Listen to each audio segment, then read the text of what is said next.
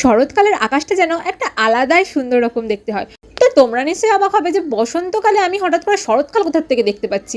না না না না, এটা হচ্ছে পুজোর ভিডিও। তখন আমি পোস্ট করতে পারিনি কারণ বুলটায় এত ছোট ছিল, তাই আমি ঠিকমতো সময়ই পাইনি যে ভিডিও এডিট করে পোস্ট করা। তাই সেই ভিডিও আমি এখন এডিট করে পোস্ট করছি। বুলটাই দেখো সকালবেলা উঠে ফ্রেশ হয়ে খাওয়া দাওয়া করে বসে পড়েছে টিভি দেখতে। টিভিতে আজকে কিন্তু কার্টুন দেখছে না, আজকে শুনছে পুজোর গান, গান শুনছে আর নাচ করছে।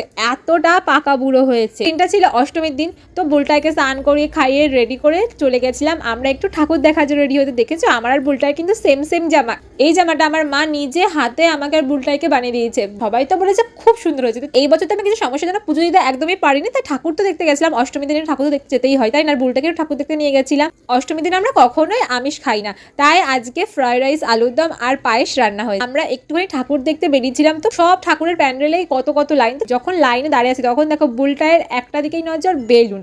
বেলুন দেখে যে কি চিল্লাচ্ছিল বেলুন নেওয়ার জন্য, ওর বেলুনের দিকেই নজর, আর কোনো দিকে নজর নেই। তারপরে ওকে তো বেলুন কিনে দেওয়া হলো, আর বেলুন করেই যাচ্ছে। যতক্ষণ না বেলুন কিনে দেওয়া ততক্ষণ তো কিছুতেই আসবে না। তারপরে তোকে বেলুনটা কিনে দেওয়া হলো। একটা প্যান্ডেলই একটু ফাঁকা ফাঁকা ছিল, তো সেখানে বুলটাকে একটু নামিয়ে দিয়েছিলাম। লাইটগুলো দেখে খুব মজা পাচ্ছে।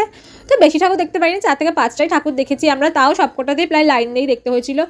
এখন চলে যাবো বাড়ি।